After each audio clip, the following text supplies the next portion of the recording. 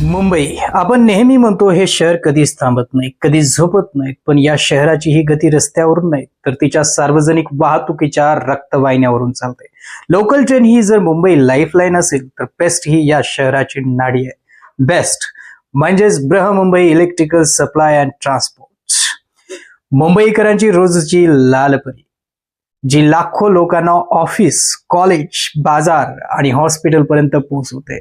पण आजकाल वर्तमानपत्रांची पाने उघडली की याच बेस्ट बसच्या संपाच्या बातम्यांचे मथळे व्यापले आहेत. आज आपण समजून घेणार आहोत की हा संप का होत आहे, कसं होत आहे, पुढे काय होणार आणि पूर्वी असं का घडलं होतं. नमस्कार, मी बीजन बोलतोय. विजन 360 मध्ये आपल्या सर्वांचं स्वागत आहे. गेल्या काही दिवसापासून लोकसत्ता आणि महाराष्ट्र टाइम्स सारख्या प्रमुख वर्तमानपत्रांनी या संपाचं मूळ कारण अत्यंत सविस्तरपणे मांडलं आहे. हा प्रश्न फक्त एका दिवसाचा नाराजीचा नाही तर वर्षानुवर्ष साचलेल्या असंतोषाचा आहे. लोकसत्ताच्या एका विशेष रिपोर्टनुसार आज बेस्टच्या ताफ्यात स्वतःच्या मालकीच्या बसेस आणि खासगी कंत्राटदारांच्या बसेस जास्त आहेत. याच कंत्राटी कामगारांनी हा संप पुकारलाय का? कारण त्यांना मिळणारे वेतन, त्यांच्या कामाच्या अटी, सकाळ वृत्तपत्राने दिलेल्या माहितीनुसार जिथे बेस्टच्या कायमस्वरूपी कर्मचाऱ्यांना चांगले वेतन मिळते तिथेच या कंत्राटदारांच्या 15 ते 17 हजार रुपये मिळतात. त्यांना सुट्ट्या मिळत नाहीत, डब्बा खाण्यासाठी आगारमध्ये नीट जागा नाही आणि भविष्य निर्वाहाची कोणतीही शाश्वती नाही. म्हणजेच कामगारांच्या मनात साचलेला हा संताप केवळ पैशासाठी नाही तर त्यांच्या आत्मसन्मानासाठी आणि जगण्याच्या सुरक्षिततेसाठी आहे. जेव्हा व्यवस्थापन या प्रश्नाकडे डोळेझाक करतं तेव्हा नाराजी हळूहळू संघर्षात बदलते. कसं होत आहे हे सगळं? ग्राउंड रियालिटी काय?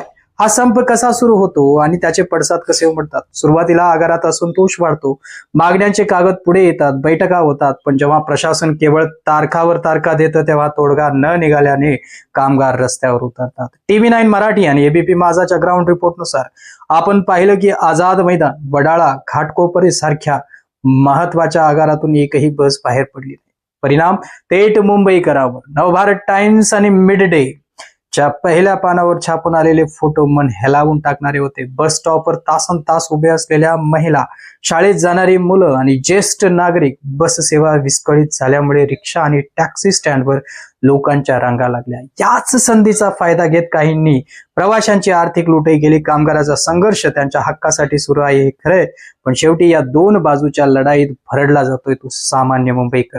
एका बाजूला कामगारांची व्यथा आहे, दुसऱ्या बाजूला प्रशासनाची आणि आर्थिक अडचण आहे आणि या दोन्हीच्या मध्ये उभा आहे आपला सामान्य प्रवासी. आता सर्वात महत्वाचा प्रश्न, मुंबईत पूर्वी असं कधी घडलं होतं का? होय, अगदी नक्कीच. मुंबईच्या इतिहासात असे संप अनेकदा झाले आहेत. जर आपण जुने संदर्भ चाळले तर जानेवारी 2019चा ऐतिहासिक संप कुणालाच विसरता येणार नाही.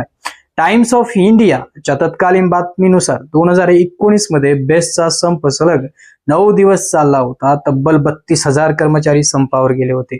त्याच वेळी मागण्या ह्याच होत्या: वेतन करार, बोनस आणि कर्मचाऱ्यांचे विलिनीकरण.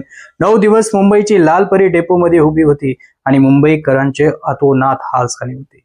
त्याही आधी 1997 मध्ये असाच मोठा संप झाला होता. पण प्रत्येक वेळी वर्तमानपत्राचे संपादकीय आणि तज्ज्ञांनी एकच गोष्ट मांडली आहे: जेव्हा पब्लिक ट्रान्सपोर्ट थांबतं तेव्हा शहराची अर्थव्यवस्था, सामान्य माणसाचं जीवन कोलमडून पडतं.